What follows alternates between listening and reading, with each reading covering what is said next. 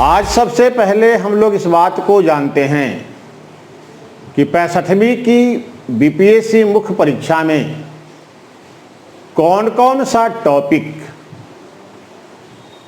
संभावित है जिससे प्रश्न उठाए जा सकते हैं। करंट अफेयर्स फर्स्ट पेपर के सेक्शन बी में है और इससे भी 3 प्रश्न के उत्तर लिखने होते हैं। इसमें से एक प्रश्न प्रायः अंतरराष्ट्रीय संबंध से होता है, जबकि अन्य प्रश्न राष्ट्रीय या अंतरराष्ट्रीय क्षेत्र में चर्चित मुद्दों से संबंधित होता है। बीपीएससी की परीक्षा में भारत पाकिस्तान, भारत अमेरिका और भारत चीन, ये 3 प्रमुख अंतरराष्ट्रीय संबंधों से प्रश्न उठाए जाते रहे हैं। इसके अतिरिक्त किसी अन्य देश के साथ यदि भारत के संबंधों में संबंध चर्चा में है तो उसे भी प्रश्न का हिस्सा बनाया जाता है। तो सबसे पहले आज हम लोग करंट अफेयर्स के सिलेबस के विषय में जानते हैं कि 65वीं परीक्षा में कौन कौन से विषय से किस किस टॉपिक से प्रश्न उठाए जा सकते हैं। जो सबसे पहला टॉपिक बनता है वो है भारत चीन संबंध।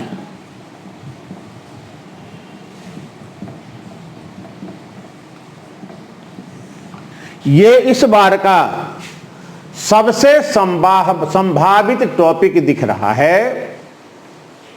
हाल के दिनों में भारत और चीन के बीच विवाद की स्थिति भी रही है, अभी चल ही रहा है विवाद। तो इससे संबंधित कई बातें होती हैं, जैसे विवाद का परंपरागत विषय, भारत चीन संबंध में जो पहली बात जाननी है वो है विवाद का परंपरागत कारण। क्या कारण होता है? हालांकि सीमा विवाद, अरुणाचल का विवाद, सिक्किम का विवाद, ब्रह्मपुत्र बांध का विवाद, ये सब घटनाएं हैं, कारण नहीं हैं। चीन की विस्तारवादी नीति, भारत को दक्षिण एशिया में घेरने की नीति, भारत का पूर्वी एशिया में क्षेत्र विस्तार, भारत अमेरिका में निकटता इत्यादि वैसे परंपरागत विषय हैं जिस पर बीच बीच में दोनों देशों के बीच विवाद उत्पन्न होता रहता है। दूसरी बात कि विवाद है दोनों देशों के बीच, लेकिन दोनों देशों के बीच समन्वय के बिंदु भी हैं और उस समन्वय के बिंदु के आधार पर विवाद के होते हुए भी दोनों देश विकास कर सकते हैं, संबंधों को बेहतर बनाकर रख सकते हैं। तो दूसरा, समन्वय बिंदु।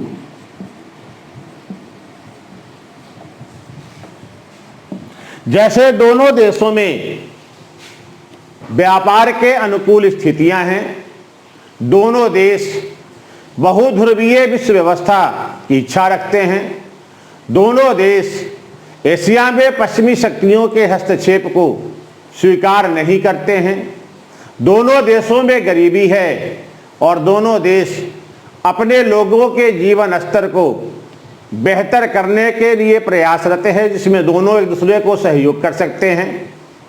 तो वैसे तमाम मुद्दे हैं जिस पर दोनों देशों में सहमति बन सकती है, संबंधों को आगे बढ़ाया जा सकता है। तीसरी बात कि अभी हाल में भारत और चीन के बीच विवाद का कारण क्या है, अभी की जो बात है। और इस कारण में आप ये देखेंगे इस विवाद के लिए उत्तरदायी अंतरराष्ट्रीय परिस्थितियां भी हैं। खासकर कोरोना के बाद जो अंतरराष्ट्रीय परिस्थितियां बनी हैं, अंतरराष्ट्रीय राजनीति में जो बदलाव हुआ है, वो भी इस विवाद के लिए उत्तरदायी माना जा सकता है। तो तीसरी बात,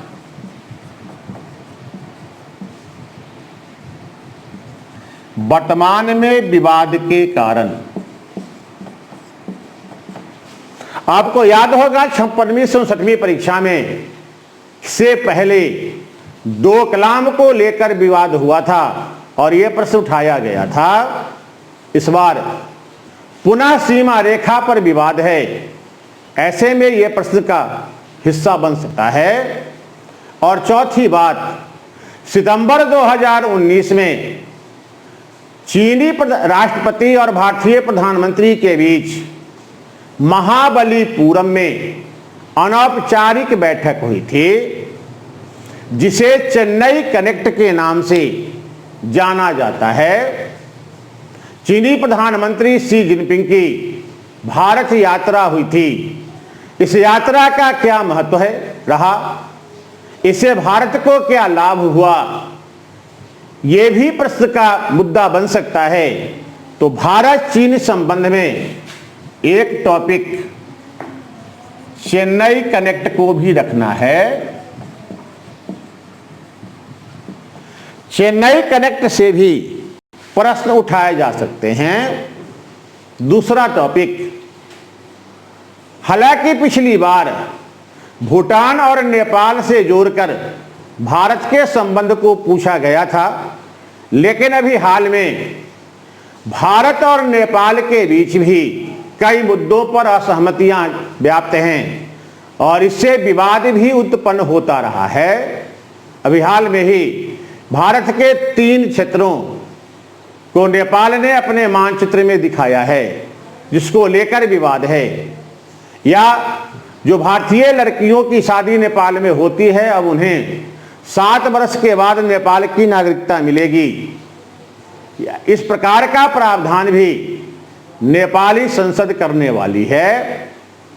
तो भारत नेपाल संबंध, इसे इस बार अनदेखा करना उचित नहीं होगा।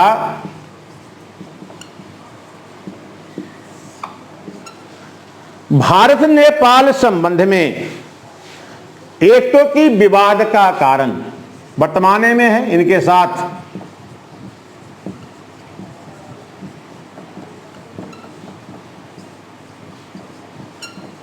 विवाद का कारण, हालांकि नेपाल और भारत के बीच विवाद के कोई वैसे मुद्दे हैं नहीं। सीमा रेखा का 98% हिस्सा दोनों देश स्वीकार करते हैं, यानी वहां मामला नहीं है। और 2% हिस्से पर बाजाबता बातचीत भी चल रही है, फिर भी विवाद उत्पन्न होता है। दूसरी बात, नेपाल में के साथ जो संबंध है उसका एक चीनी कनेक्शन भी है और नेपाल में लगातार चीन का प्रभाव बढ़ भी रहा है। तो दूसरी बात, चीन का प्रभाव बड़े पैमाने पर चीन नेपाल में निवेश कर रहा है, सड़क परियोजनाओं पर काम हो रहा है। नेपाली भाषा मंदारिन को चीनी भाषा मंदारिन को नेपाल में चीन के खर्च पे पढ़ाया जा रहा है। नेपाल के साथ चीन के समझौते भी हुए हैं। चीन में कम्युनिस्ट सरकार कार्यरत भी है। तो चीनी प्रभाव के संदर्भ में भी थोड़ा देखेंगे और थोड़ा ये भी देखा जाएगा कि नेपाल का भारत के लिए क्या महत्व है।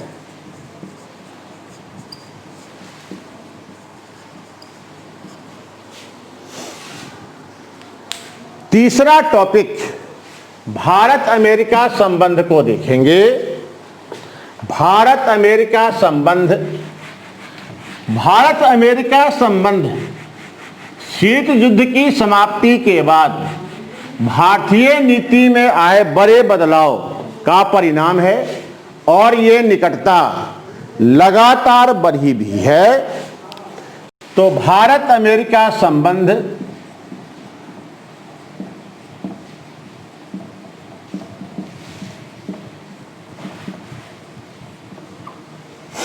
भारत अमेरिका संबंध में एक दोनों देशों के निकट आने का कारण क्या है और इसके लिए क्या प्रयास किए गए हैं। तो पहली बात, निकट आने के कारण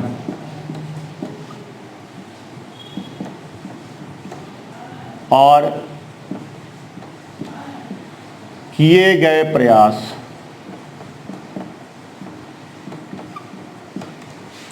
क्या प्रयास किए गए हैं। दूसरी बात,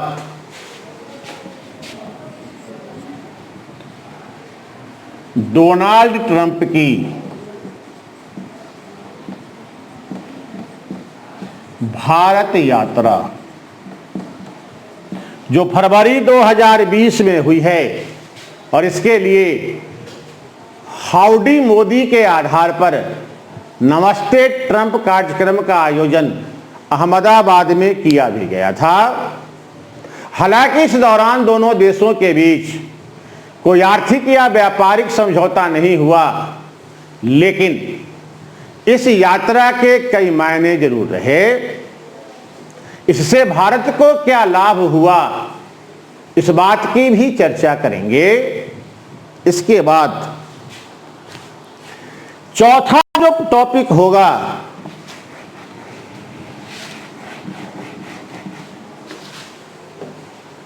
वो अमेरिका ईरान संबंध होगा।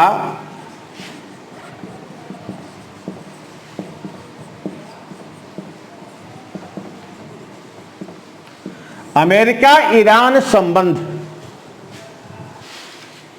2020 में चर्चित रहा है। ईरान के सैनिक कमांडर कासिम सुलेमानी की हत्या अमेरिका के द्वारा किया गया। इसके बाद विवाद आगे बढ़ गए। तो सबसे बड़ी बात, ईरान अमेरिका विवाद के कारण क्या हैं। दूसरी बात, ये जो विवाद हो रहा है इसका मध्य पूर्व की राजनीतिक स्थिति पर क्या प्रभाव पड़ेगा। तो दो बातें पढ़ेंगे, विवाद का कारण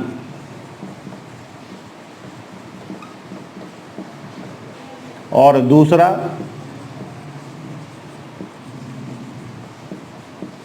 मध्य पूर्व पर प्रभाव।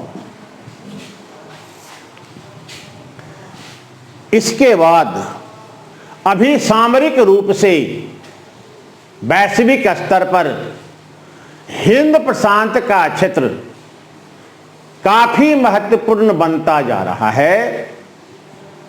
ये हिंद महासागर और प्रशांत महासागर को जोड़कर पिछले एक दशक से हिंद प्रशांत क्षेत्र की अवधारणा पर जोर दिया जा रहा है। हिंद प्रशांत क्षेत्र में के चर्चित होने के क्या कारण है, ये अवधारणा क्या है, और दूसरे कि इस हिंद प्रशांत क्षेत्र में भारत के लिए क्या संभावनाएं हैं और किन संभावनाओं के कारण भारत हिंद प्रशांत क्षेत्र की राजनीति का केंद्र बिंदु बनता जा रहा है। तो दो बातें देखेंगे, हिंद प्रशांत क्षेत्र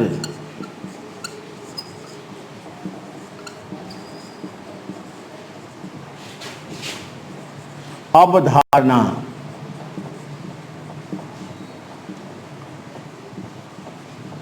और दूसरी बात कि भारत की भूमिका।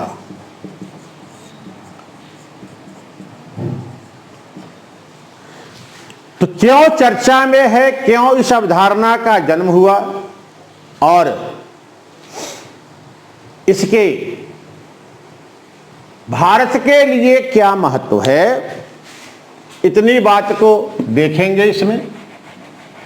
इसके बाद पढ़ा जाएगा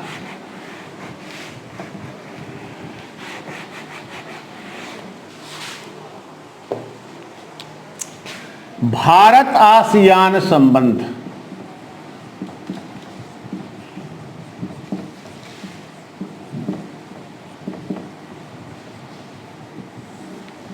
भारत आसियान संबंध की एक रूपरेखा हम लोग देखेंगे। 1982 में 1992 में लुक ईस्ट पॉलिसी की शुरुआत हुई और जो 2014 में एक्ट ईस्ट पॉलिसी में बदल गई और भारत को व्यापारिक रूप से, आर्थिक रूप से पूर्वी एशिया के देशों के साथ लाभ, संबंध का लाभ भी मिला, व्यापार में वृद्धि हुई।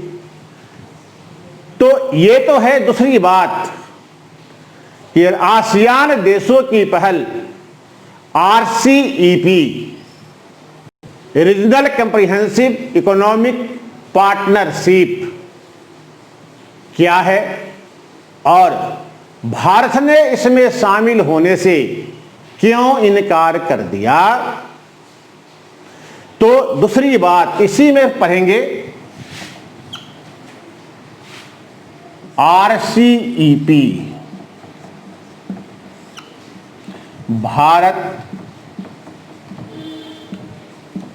क्यों शामिल नहीं हुआ। तो भारत शामिल नहीं हुआ, क्यों नहीं हुआ, इसका भारत पर क्या प्रभाव पड़ेगा, इन बातों की चर्चा आरसीईपी में करेंगे और इस वर्ष के लिए ये काफी महत्वपूर्ण टॉपिक है भी। अब एक टॉपिक पढ़ेंगे। आजकल आप देख रहे हैं कोरोना संकट आया, WHO पर आरोप लगे और WHO को अमेरिका ने अनुदान देने से मना कर दिया।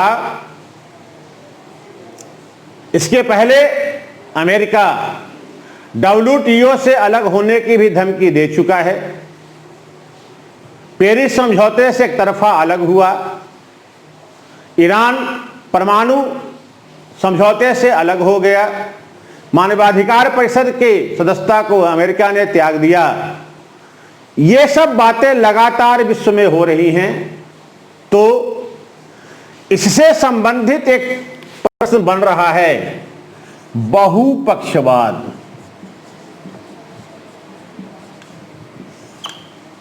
बहुपक्षवाद क्या होता है इसे देखा जाएगा।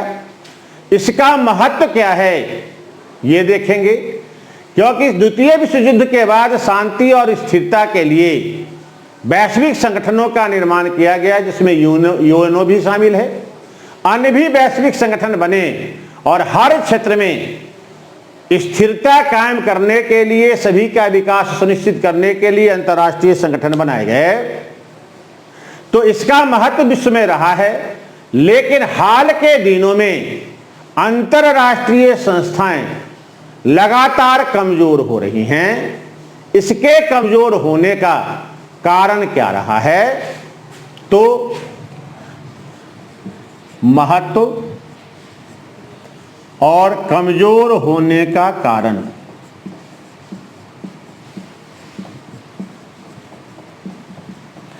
क्यों ऐसी संस्थाएं कमजोर हो रही हैं, इसके पीछे क्या कारण है? 1992 में भारत ने लुक ईस्ट पॉलिसी की शुरुआत की थी। 2019 में भारत के द्वारा लुक फार ईस्ट पॉलिसी की शुरुआत की गई है। लुक फार ईस्ट पॉलिसी यानी सुदूर पूर्व की ओर देखने की नीति। ये फार ईस्ट पॉलिसी क्या है और इसका भारत के लिए औचित्य क्या है? तो लुक फार ईस्ट पॉलिसी क्या है और भारत के लिए महत्व।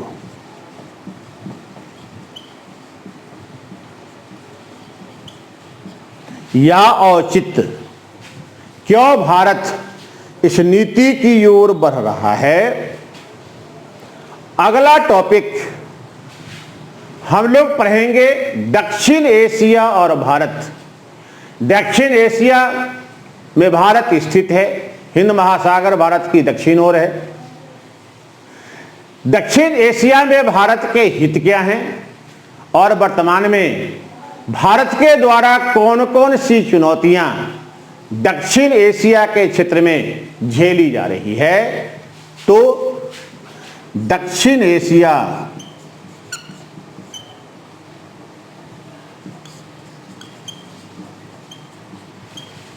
और भारत, महत्व, भारत की चुनौती, दोनों ही चीज को देखेंगे। इसके बाद पढ़ेंगे हाल के दिनों में कोरोना मय ही रहा है पूरा विश्व और कोरोना संकट आज भी है। आज भी पॉजिटिव लोगों की संख्या बढ़ रही है। अर्थव्यवस्था पर इसका काफी नकारात्मक प्रभाव पड़ा है और कोई भारत की अर्थव्यवस्था पर नहीं बल्कि वैश्विक अर्थव्यवस्था पर इसका प्रभाव पड़ा है। ऐसे में कोरोना के सामाजिक, आर्थिक और राजनीतिक प्रभाव क्या हुए, समग्र रूप से इसे तैयार करने की जरूरत है। तो कोरोना संकट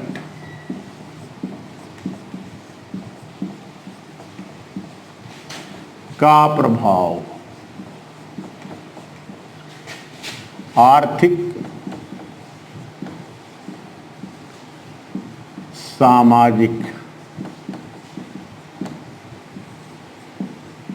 राजनीतिक, तीनों प्रभावों को देखा जाएगा। एक टॉपिक और भी हमने सेलेक्ट किया है कि भारत 1992 से ही जब शीत युद्ध की समाप्ति हुई, एक ध्रुवीय विश्व का निर्माण हुआ, वैश्वीकरण की प्रक्रिया की वैश्विक स्तर पर शुरुआत हुई, तो दुनिया के भू राजनीति में व्यापक परिवर्तन भी हुआ और इसी परिवर्तन के फलस्वरूप भारत 1992 से लेकर अब तक यूएनओ सुरक्षा परिषद में अस्थायी सदस्यता की मांग करता रहा है। इस दावे के पीछे क्या तर्क है, इसे जानेंगे और इस दावे के समक्ष क्या क्या चुनौतियां हैं, इसे भी जानने का प्रयास किया जाएगा। तो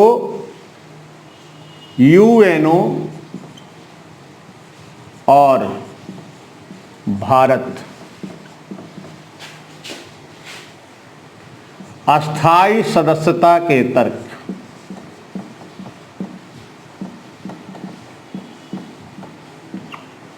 और दूसरी बात चुनौतियां। कौन कौन सी, अन्य देश भी मांग रहे हैं, जापान मांग रहा है, जर्मनी मांग रहा है, ब्राजील भी मांग रहा है, भारत भी मांग रहा है। इन्हें G4 नेशंस कहा भी जाता है।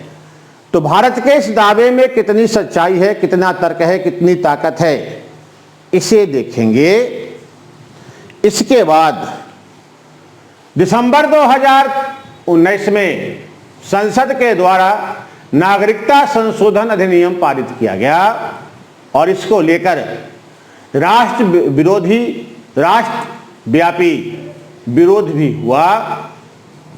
CAA, सिटीजनशिप अमेंडमेंट एक्ट क्या है, क्यों विरोध हो रहा है, और NRC क्या है, इस दोनों को जानेंगे। तो अगला टॉपिक CAA और NRC, इसे भी पढ़ा जाएगा नागरिकता को लेकर और प्रवासी को लेकर प्रश्न पूछे जा सकते हैं। विरोध का कारण पूछा जा सकता है। तो हर वो एंगल जिससे इसमें प्रश्न उठाया जा सकता है उसे जानने का प्रयास किया जाएगा।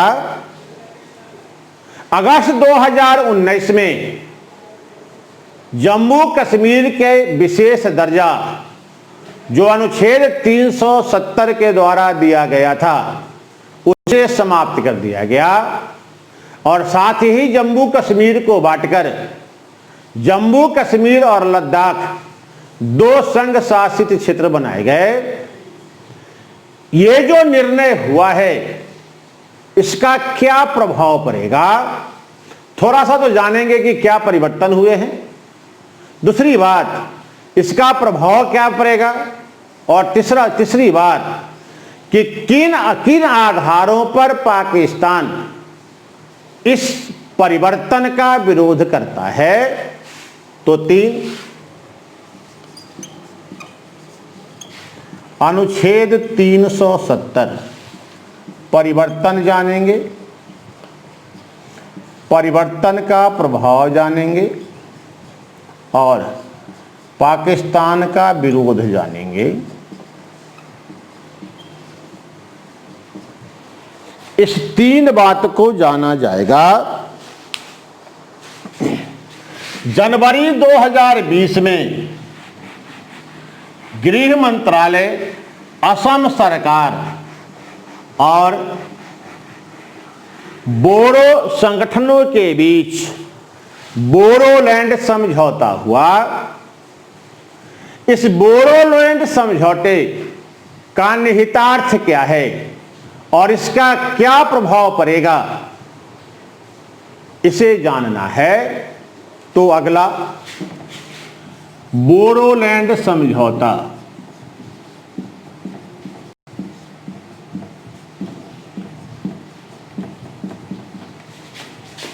निहितार्थ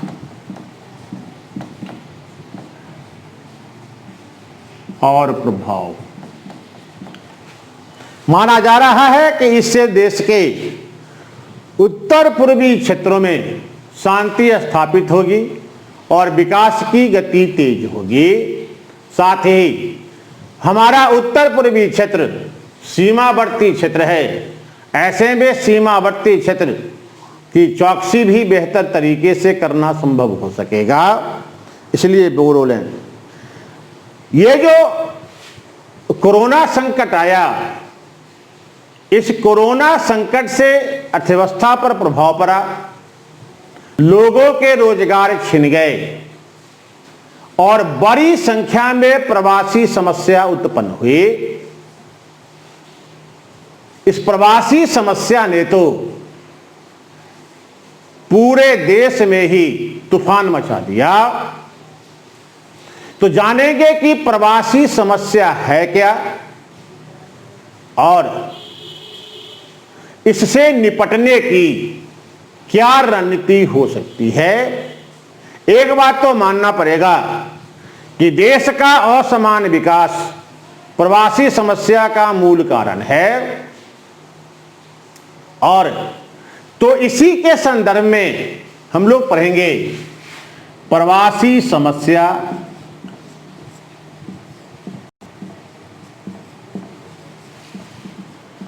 कारण, निदान। कारण और इससे इस समस्या का समाधान कैसे किया जा सकता है, इसके विषय में पढ़ा जाएगा। प्रवासी समस्या के दौरान ही एक बात और भी चर्चे में रही, one nation one ration card. यह प्रक्रिया पिछले 2 वर्षों से चल रही है, जिसके तहत राशन कार्ड को पोर्टेबल बनाने पर, यानी पोर्टेबिलिटी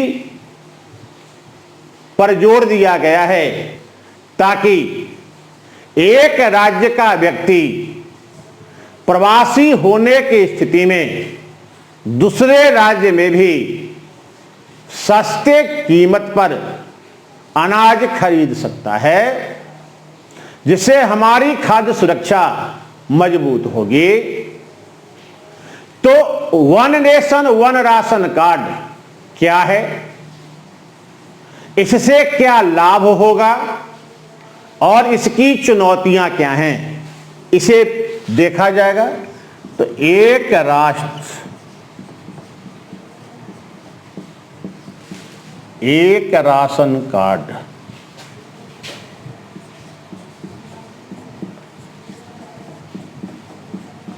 आशय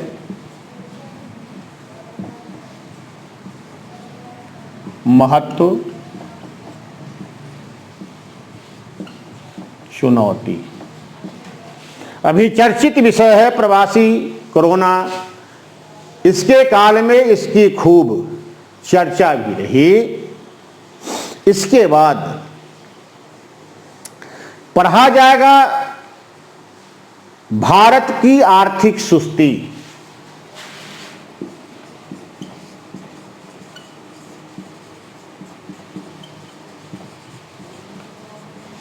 हम मंदी नहीं कह रहे हैं, क्योंकि शासन के द्वारा सुस्ती शब्द का ही प्रयोग किया गया है।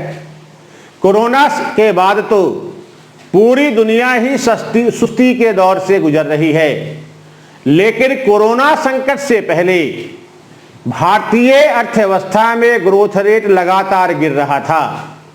हालांकि इसे मंदी न कहकर आर्थिक सुस्ती शब्द का नाम दिया गया।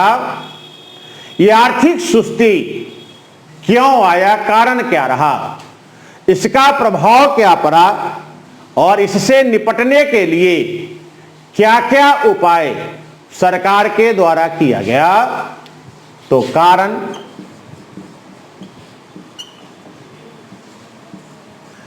प्रभाव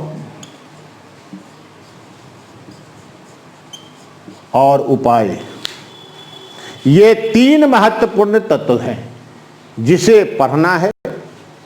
इसके बाद 2020-21 के लिए 15वें वित्त आयोग का एक वर्षीय सिफारिश आई है। एक वर्षीय सिफारिश 15वें वित्त आयोग ने दिया है। तो 15वें वित्त आयोग की सिफारिश क्या है, इसे जानना जरूरी है।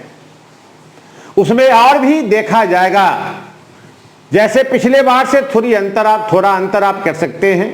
14वें वित्त आयोग की सिफारिश से किस प्रकार भिन्न है, तो दो बातें यहां देखने को मिल रही है कि 14वें वित्त आयोग में राज्यों के सहायता अनुदान के लिए 1971 की जनसंख्या को आधार बनाया गया था, जबकि 15वें में 2011 की जनसंख्या को आधार बनाया गया है। दूसरी बात, 14वें वित्त आयोग ने सिफारिश दिया था जिसमें कर राजस्व में राज्यों की हिस्सेदारी 42% की गई थी। इस बार उसे 41% किया गया है और ऐसा करने का कारण जम्मू कश्मीर का राज्य का दर्जा समाप्त होना रहा है। तब 15वें वित्त आयोग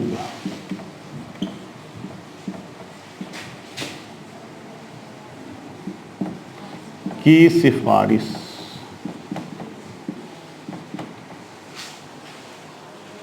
इस सिफारिश के विषय में भी थोड़ा सा जाना जाएगा।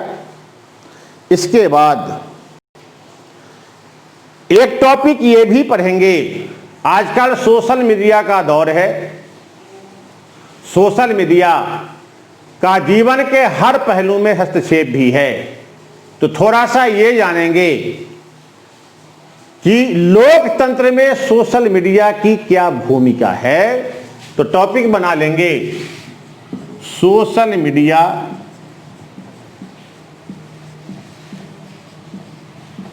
और लोकतंत्र।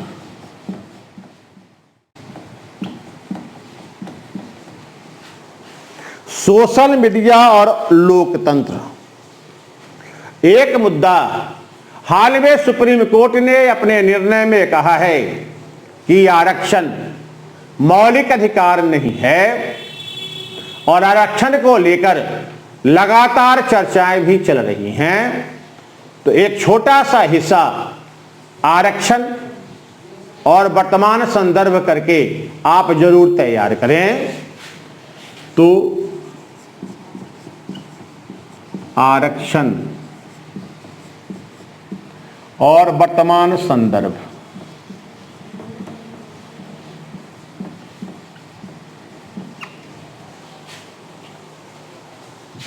अंतिम टॉपिक के रूप में हम लोग पढ़ेंगे जैविक या जैव आतंकवाद। हालांकि कोरोना भी इसमें संदर्भ आ सकता है, लेकिन टॉपिक रहेगा जैविक आतंकवाद, क्योंकि कोरोना भी एक तरह से जैविक आतंकवाद का ही हिस्सा है। अगर अमेरिका के आरोपों में दम है, या जो लोग भी चीन पर आरोप लगा रहे हैं, जिनका कहना है कि ये वायरस किसी बाजार से नहीं, जानवरों के बाजार से नहीं, मीट के बाजार से नहीं, बल्कि चीन के लैब से लीकेज हुआ है, बाहर निकला है, तो इस स्थिति में ये एक आतंकवाद का ही रूप है। तो एक टॉपिक आप इसको भी तैयार कर लीजिए, जैविक आतंकवाद।